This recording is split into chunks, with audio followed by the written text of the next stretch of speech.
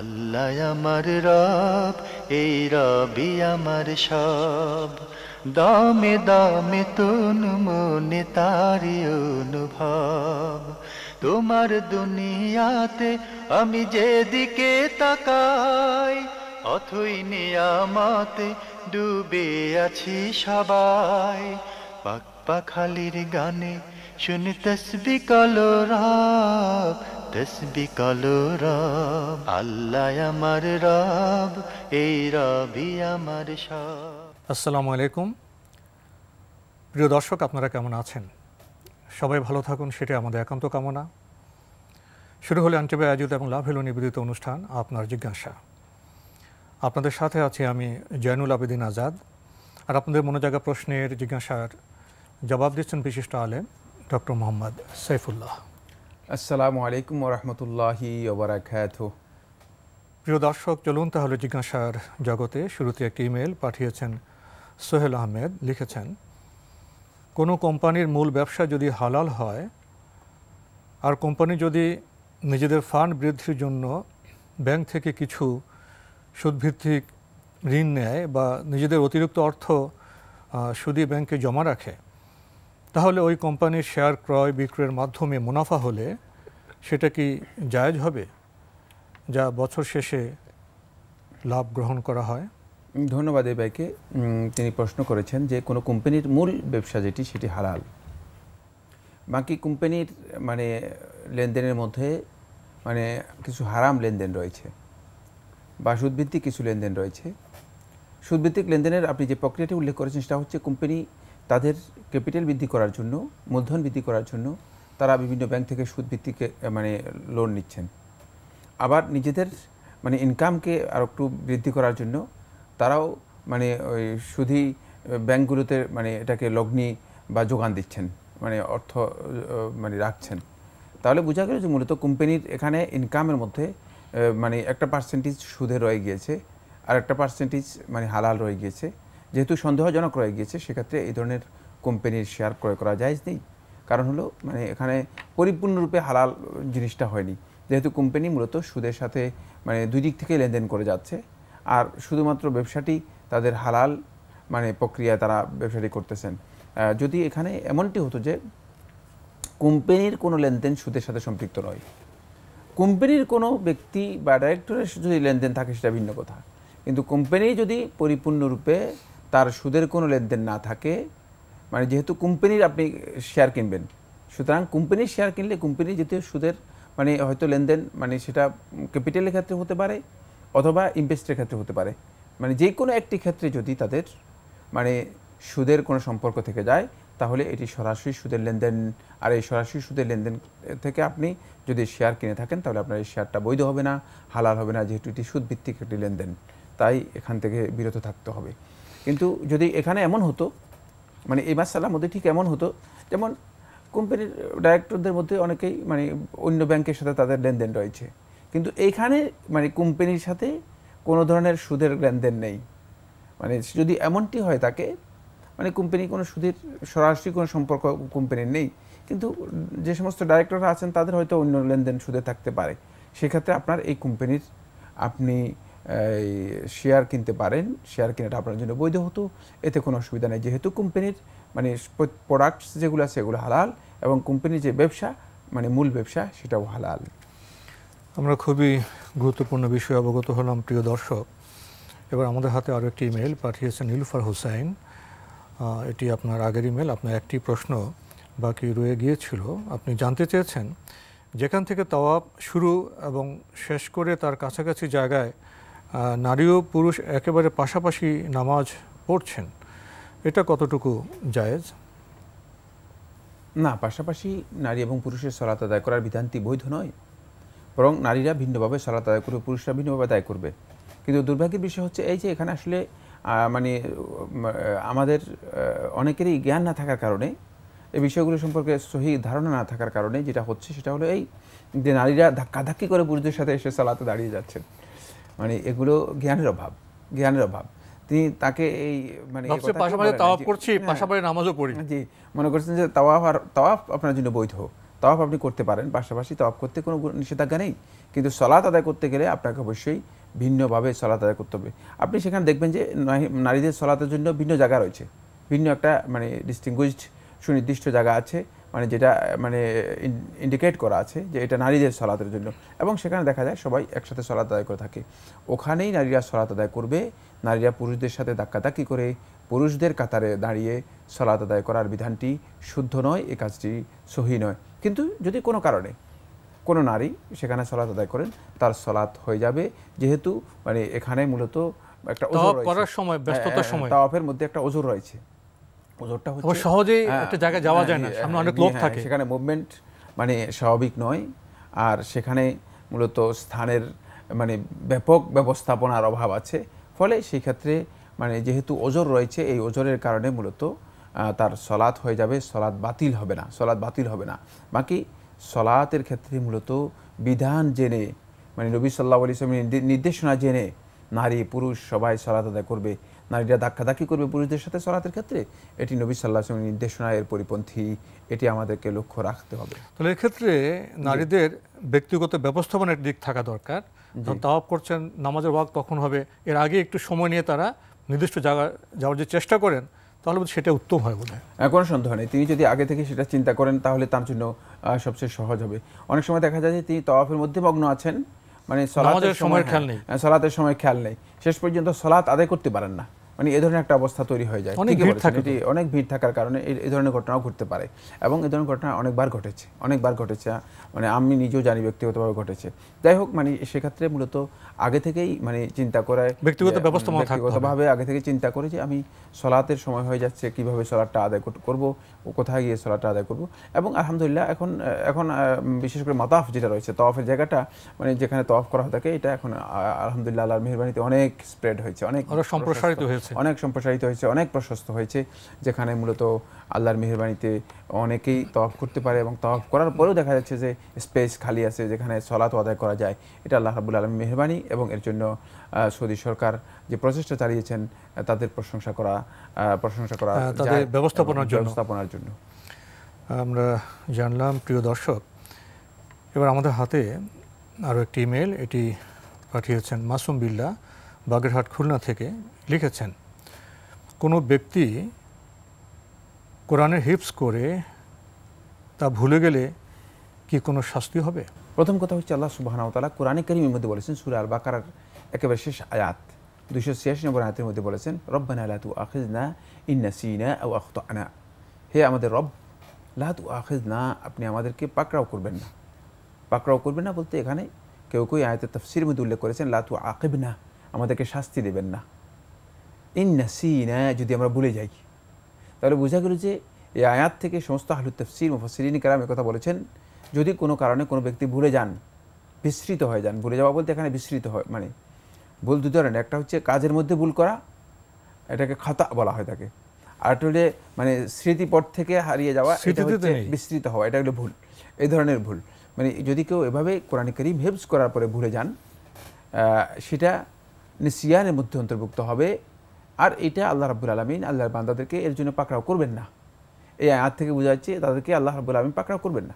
ঠিক এই মর্মে রাসূলুল্লাহ সাল্লাল্লাহু আলাইহি ওয়াসাল্লামের আরেকটি হাদিস সাব্যস্ত হয়েছে, যেটি ইমাম ইবনে মাজাহ রাহিমাহুল্লাহ তাআলা তার সুনানের মধ্যে বর্ণনা করেছেন, ইন্নাল্লাহা ওয়াদা আন উম্মতি আল খাতা ওয়ান নিসিয়ান ওয়া মাস্তুকরিহু আলাইহি, যে আল্লাহ সুবহানাহু ওয়া তাআলা আমার উম্মতের পক্ষ থেকে, উম্মতের উপর থেকে উঠিয়ে নিয়েছেন আল খাতা, ভুল, কাজের ক্ষেত্রে যে সমস্ত ভুল হয়ে যায়, ওয়ান নিসিয়ান, এবং স্মৃতির ক্ষেত্রে যে সমস্ত ভুল হয়, বিস্মৃতি যেটা হয়ে যায়, বিস্মৃতিকে, এমন ওয়া মাস্তুকরিহু আলাইহি, এবং যে সমস্ত কাজে তাদেরকে জবরদস্তি করা হয়েছে, জোরপূর্বক তাদেরকে করা হয়েছে, জোরপূর্বক তাদেরকে এঙ্গেজ করা হয়েছে, এগুলোকে আল্লাহ রাব্বুল আলামিন কী করেছেন, সম্পূর্ণরূপে আল্লাহর বান্দাদের থেকে এগুলো দূর করে নিয়েছেন, উঠিয়ে নিয়েছেন। অর্থাৎ এগুলো গুনাহ আল্লাহ রাব্বুল আলামিন দেবেন না, এগুলোর জন্য আল্লাহ সুবহানাহু ওয়া তাআলা বান্দাদেরকে শাস্তি দেবেন না। এখান থেকে বোঝা যাচ্ছে মূলত কোনো কারণে যদি কোনো ব্যক্তি কোরআনে কারীম ভুলে যান এবং বিস্মৃত হন, তাহলে তিনি শাস্তি পাবেন না। কিন্তু কোরআনের ক্ষেত্রে এই মাসআলাটি সম্পূর্ণ ভিন্ন। সেটা হলো এই, কোরআনে কারীম কোনো ব্যক্তি যদি হেফজ করেন, তার অবস্থা হচ্ছে দুটি। একটি হলো কোরআনে কারীম হেফজ করার পরে তিনি যদি গাফিল হয়ে, অমনোযোগী হয়ে, খামখেয়ালি করে, মানে তাফরিতাম মিনহু, নিজের পক্ষ থেকে মানে অলসতার কারণে, নিজের পক্ষ থেকে খামখেয়ালির কারণে, চর্চা না করার কারণে যদি কোরআনে কারীমের বিস্তৃতি ঘটে, তাহলে আল্লাহ রাব্বুল আলামিনের এই নিয়ামতের প্রতি অবজ্ঞা এবং অবমাননা করার কারণে তিনি অবশ্যই পাকড়াও হবেন।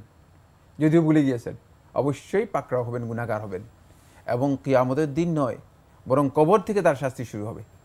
মানে কবর আযাবের যে সমস্ত কারণগুলো উল্লেখ করা হয়েছে, যেটি ইমাম বুখারী রাহিমাহুল্লাহ তাআলা কিতাবুল জানাইজের মধ্যে উল্লেখ করেছেন, তার মধ্য থেকে বোঝা যাচ্ছে যে কবরের আযাব থেকে মূলত মানে তার শাস্তি শুরু হবে, যে ইচ্ছাকৃতভাবে অনীহা করে, অবজ্ঞা করে কোরআনে কারীম মানে চর্চা করেন না। চর্চা না করলে তো অবশ্যই ভুলে যাবেন আপনি। তাহলে এই ব্যক্তি কিন্তু শাস্তির মুখোমুখি হবে এবং তাকে পাকড়াও করা হবে, কোনো সন্দেহ নেই।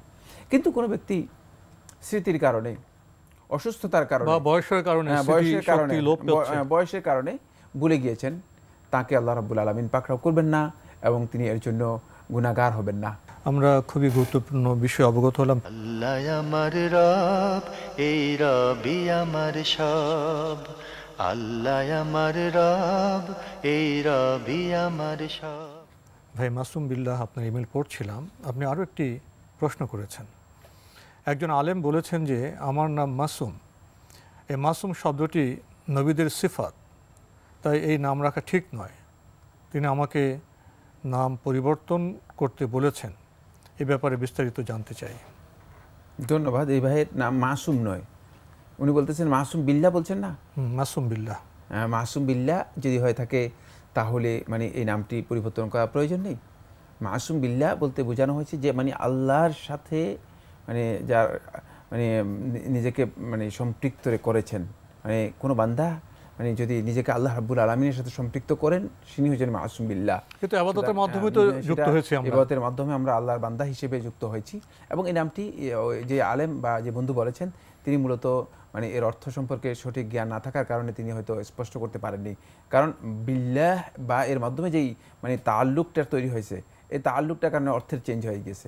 মাসুম হচ্ছে নিষ্পাপ, কিন্তু এখানে নিষ্পাপ উদ্দেশ্য নয়, এখানে হচ্ছে যে আল্লাহর মাধ্যমে মানে আল্লাহ রাব্বুল আলামিনের মানে ইবাদতের মাধ্যমে, আল্লাহ রাব্বুল আলামিনের নির্দেশনার মাধ্যমে যে আল্লাহর সাথে নিজেকে সম্পৃক্ত করতে পেরেছে, সে হচ্ছে মাসুম বিল্লাহ। সুতরাং এই নামটি একেবারে গর্হিত বা নিষিদ্ধ নাম নয়, যদিও এই নামের মধ্যে কিছুটা আত্মপ্রশংসার বিষয় রয়েছে। ইমাম নবী রাহমাতুল্লাহ আলাইহি শরহে সহিহ মুসলিমের মধ্যে উল্লেখ করেছেন যে যেই সমস্ত নামগুলোর মধ্যে আত্মপ্রশংসা রয়েছে, উত্তম হচ্ছে সেগুলো পরিহার করা। এগুলোকে একদল উলামায়ে কেরাম বলেছেন যে এগুলো মাকরুহ, অপছন্দনীয়, মানে নাম রাখার ক্ষেত্রে এগুলো অপছন্দনীয়। এখানেও এই নামের মধ্যেও মানে সানাউ নফস রয়েছে, মানে ব্যক্তির প্রশংসা রয়েছে অনেকটা। মানে আমি নিজেকে মনে করলাম যে আমি আল্লাহর সাথে সম্পৃক্ত, মানে এই ধরনের বিষয়ে এটা একটু আত্মপ্রশংসার বিষয় রয়েছে। কিন্তু এই নামটা বাধ্যতামূলক নয়, যেটা পরিবর্তন করতে হবে, পরিবর্তন করার দরকার রয়েছে। সেক্ষেত্রে মানে উত্তম হচ্ছে যেটা, সেটা হলো আমরা যখন নাম রাখবো তখন নাম রাখার ক্ষেত্রে প্রথমেই ঠিক করে নাম রাখা দরকার যে আমার নামটার মধ্যে আসলে কোনো বিচ্যুতি আছে কিনা। আহলুল ইলম উলামায়ে কেরাম নামের যে মানে ত্রুটি বিচ্যুতিগুলো উল্লেখ করেছেন, সেখানে আমার নামের মধ্যে এই বিচ্যুতি আছে কিনা। এখন যেহেতু নাম রাখা হয়ে গেছে, এটি মানে পরিবর্তন করা বাধ্যতামূলক নয়। আমরা খুবই গুরুত্বপূর্ণ বিষয়ে অবগত হলাম। প্রিয় দর্শক, আমাদের হাতে আরও একটি ইমেল, এটি পাঠিয়েছেন কাতার থেকে আমিনুল ইসলাম। লিখেছেন, আমরা জয়েন্ট ফ্যামিলি, এই অবস্থায় আমার স্ত্রী কিভাবে আমার ভাইদের সামনে যেতে পারে? এখন ওড়না দিয়ে মুখে নেকাব সিস্টেমে বেঁধে তারপরে যায়, এই নিয়মটা কি ঠিক আছে? ধন্যবাদ আপনাকে। আপনি বলেছেন আমরা জয়েন্ট ফ্যামিলি। আসলে জয়েন্ট ফ্যামিলি মানে যেটা বলছেন আর কি, সেটা আমাদের সমাজের মধ্যে ব্যাপকতা লাভ করেছে, জয়েন্ট ফ্যামিলি যেটাকে বলা হয় থাকে। কিন্তু ইসলাম এটাকে অ্যালাউ করে না। আমরা যদি মানে ওলামায়ে কেরাম ফাকিহদের বক্তব্য দেখি, তাহলে সেক্ষেত্রে দেখবেন যে মূলত পারিবারিক জীবনে মানে যখন আপনি মানে কোনো এক মানে যুবক বিয়ে করবে অথবা কোনো এক ভাই বিয়ে করবেন, তখন তিনি তার ফ্যামিলিকে মানে তিনি তার মানে স্বাধীন ইচ্ছা মতো মানে ফ্যামিলিকে রাখবেন এবং ফ্যামিলিকে সময় দিবেন, ফ্যামিলির সহযোগিতা করবেন। মানে আমাদের সমাজের মধ্যে মানে দেখা যায় যে ভাই, ভাতিজা, চাচা, চাচি সব মিলিয়ে একটা গ্রুপ, মানে গোষ্ঠীর মতো, গোষ্ঠী ফ্যামিলি নয়, মানে কয়েকটা ফ্যামিলির 10-20টা ফ্যামিলির গ্রুপ অফ ফ্যামিলি মানে একসাথ করে থাকা হয়ে থাকে। এটি ইসলামিক পদ্ধতিগত দিক থেকে সঠিক নয়। কারণ হলো এখানে যেটি লঙ্ঘন হয় সেটা হচ্ছে প্রথমে ইসলামের মূল নির্দেশনা লঙ্ঘন হয়, পর্দার লঙ্ঘন হয়ে থাকে, পর্দার লঙ্ঘন হয়ে থাকে। দ্বিতীয় যেটা হয় সেটা হচ্ছে মানে এখানে মানে যথাযথভাবে ইনসাফ করা যায় না।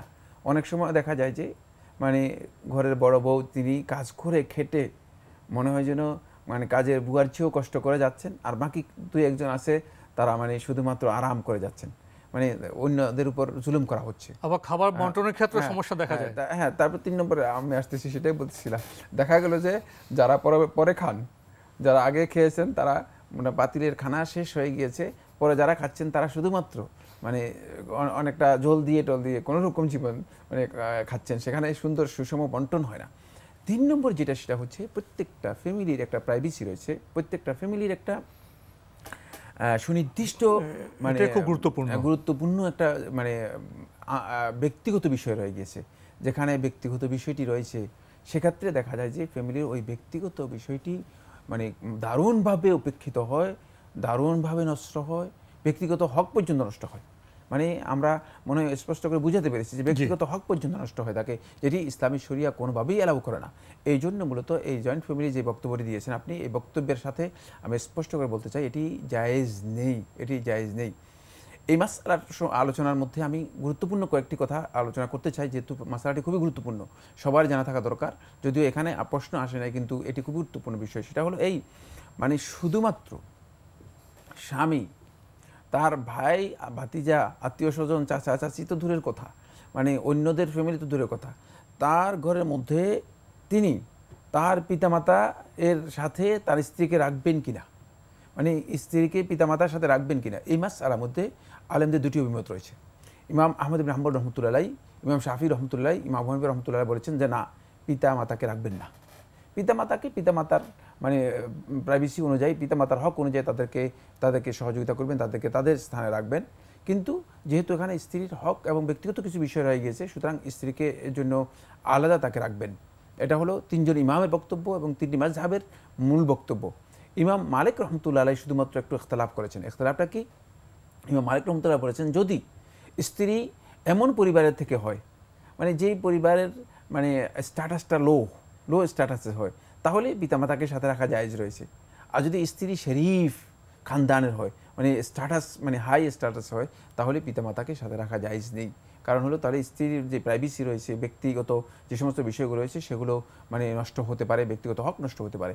এই 4টি মানে অভিমত থেকে আমরা যেটা বুঝতে পারলাম সেটা হলো এই যে পিতামাতার ক্ষেত্রেও যাতে করে মানে ব্যক্তিগতভাবে স্ত্রী এবং পরিবারের বা সন্তানদের যে সমস্ত হুকুক রয়েছে সেগুলো বিনষ্ট যাতে না হয়, এই জন্য পিতামাতার ক্ষেত্রেও ওলামায়ে কেরাম মানে এটাকে অ্যালাউ করতে রাজি হন নাই।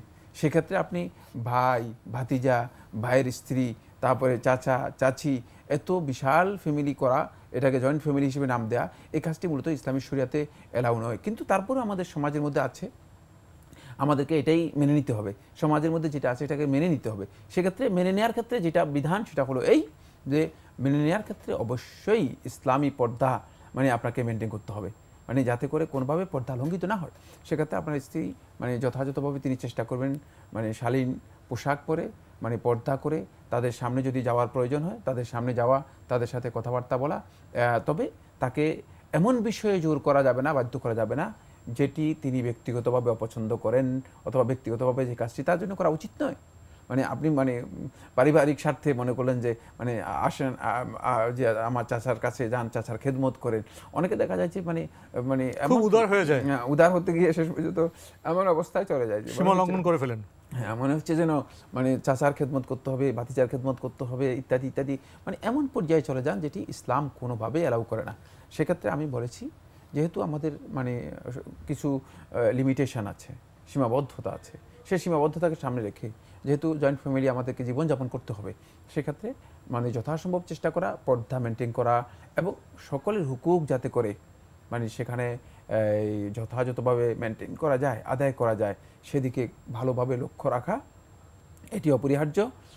এই দিক নির্দেশনা মানে খেয়াল রেখে যদি কেউ জয়েন্ট ফ্যামিলিতে থাকেন তাহলে সেটি হারাম হবে ব্যাপারটি এমন নয়, সেটা জায়েজ হয়েছে। তবে উত্তম হচ্ছে ইসলাম যে দিক নির্দেশনা দিয়েছে সে দিক নির্দেশনা অনুসরণ করা, তাহলে সেখানে ফিতনা ফাসাদ হবে না, সেখানে গীবত হবে না, সেখানে একজনের পিছনে আরেকজন মানে পরনিন্দা অথবা চগলখড়ি করবে না, সেখানে মানে কোনোভাবেই মানে পরস্পরের সাথে লাগালাগি হবে না, মানে যেহেতু এবং আন্তরিকতা ভালোবাসা এটি অব্যাহত থাকবে, মানে আত্মীয়তার যে সম্পর্ক রয়েছে এই সম্পর্কটা অব্যাহত থাকবে যদি আমরা সেভাবে এই পারিবারিক জীবনটা আমরা সেভাবে গড়ে তুলতে পারি। আপনি শুরুতে ইসলামী বিধানটা স্পষ্ট করেছেন যে বিয়ে শাদী হয়ে যাওয়ার পরে প্রত্যেকে তার আলাদা আলাদা ফ্যামিলি করবে। জি। তো কোনো বাস্তবতায় যদি এরকম হয় যে একসাথে থাকতে হচ্ছে, সেখানেও সবার আগে পর্দার বিষয়টি আসবে, গুরুত্বপূর্ণ হয়ে উঠবে এবং সেটা মেনটেন করতে হবে। আবার এই আমাদের প্রশ্নোত্তর আসলে আবার কিছু ভুল না বুঝে যদি এরকম থাকে, অনেক সময় দেখা যায় যে একটি বাড়ির ডুপ্লেক্স, উপরতলে একটি ব্যবস্থাপনা, নিচের তলায় একটা ব্যবস্থাপনা, সেক্ষেত্রে তো পিতামাতা থাকতেই পারেন। যদি আলাদা ব্যবস্থাপনা থাকে, নিচের তলায় একটা ব্যবস্থাপনা, উপরতলায় একটা ব্যবস্থাপনা, সম্পূর্ণ বাড়ি ভিন্ন। দেখা যায় এরকম আয়োজন আছে যে উত্তর দিকে একটা ব্যবস্থাপনা স্ট্রাকচার ভাবে করা হয়, দক্ষিণ দিকে আরেকটা স্থাপনা, হয়তো একই বাড়িতে থাকছেন কিন্তু পর্দার কোনো লঙ্ঘন হচ্ছে না। একই বাড়িতে যদি 10টা ফ্যামিলিও থাকে, এখন তো আমাদের মনে করেন প্রত্যেকটা বাসায় তো মানে কোনো বাসায় বহুতলার যে ভবনগুলো আছে, আমাদের একটি বাসায় 49টা ফ্যামিলি থাকতেছে একটি ভবনে। সুতরাং মানে এটা মানে নাজায়েজ কিছুই নয়। সেক্ষেত্রে ব্যবস্থাপনার বিষয়টা, সুযোগের সুবিধা বিষয়টা আমরা যেটা ক্লিয়ার করতে চাইছি সেটা হচ্ছে মানে এই কি মানে একসাথে মিলিয়ে সবাই হয়তো 2টা রুমে বা 3টা রুমে সবাই যেতেও দেখা যায়, আসতেও দেখা যায়, মানে সেখানে কোনো পর্দা মেইনটেইন করা কঠিন হয়ে যায়, যেখানে অন্যান্য অধিকার লঙ্ঘন হবে, যেখানে মানে পরস্পরের প্রতি একটা পরস্পরের মানে যেভাবে আচরণ হওয়া দরকার সে আচরণ করতে পারবে না, মানে এই ধরনের পরিবেশের কথা আমরা স্পষ্ট করেছি। মানে কোনোভাবেই এটা বোঝার সুযোগ নেই যে মানে যদি ভিন্ন ব্যবস্থাপনা থাকে তাহলে তো মানে এটা সহজ বিষয়। মূল লক্ষ্য ঠিক রেখে ব্যবস্থাপনা শুদ্ধ হলে থাকতে পারবেন। তো আজকে আমাদের এখানে শেষ করতে হচ্ছে। আপনাকে অনেক ধন্যবাদ। আপনাকে অশেষ ধন্যবাদ। প্রিয় দর্শক, আমরা এতক্ষণ দেখছিলাম এনটিভি আয়োজিত এবং লাভ হলো নিবেদিত অনুষ্ঠান আপনার জিজ্ঞাসা। আমাদের এই অনুষ্ঠান আপনারা এনটিভি অনলাইনেও দেখতে পারবেন, ভিজিট করুন www.ntvbd.com। এছাড়া ইউটিউবে এবং আমাদের ভেরিফাইড ফেসবুক পেজে অনুষ্ঠান দেখতে পারবেন। প্রিয় দর্শক, শেষে এসে আমরা পরিবার নিয়ে কথা বলছিলাম। একান্নবর্তী পরিবার এই বিষয়টি এখানে চলে এসছে। মূল বিষয়টা হলো পরিবার আমরা কেন গঠন করি, পরিবারের মধ্যে আমাদের ক্রিয়াকলাপ কি হবে। এইভাবে ভাবলে সেখানে ব্যবস্থাপনার বিষয় চলে আসবে, সেখানে পর্দার বিষয় চলে আসবে। আসুন আমরা এই সামগ্রিকভাবে বিষয়গুলো জানি, বুঝি এবং যথাযথ সমন্বয়ের চেষ্টা করি। চিঠি লিখুন, প্রশ্ন পাঠান আমাদের ঠিকানায়। পরিচালক আপনার জিজ্ঞাসা, এনটিভি, বিএসসি ভবন, 7ম তলা, 102 কাজী নজরুল ইসলাম এভিনিউ, কারওয়ান বাজার, ঢাকা 1215। আপনারা ইমেলও করতে পারেন। আমাদের ইমেল অ্যাড্রেস আপনার জিজ্ঞাসা @ntvbd.com। প্রিয় দর্শক, মহান আল্লাহ আমাদের সবাইকে নিরাপদে রাখুন শান্তিতে। আসসালামু আলাইকুম। আল্লাহ আমার রব, এই রবি আমার সব, দামে দামে তুন মনে তারি অনুভব। আল্লাহ আমার রব, এই রবি আমার সব।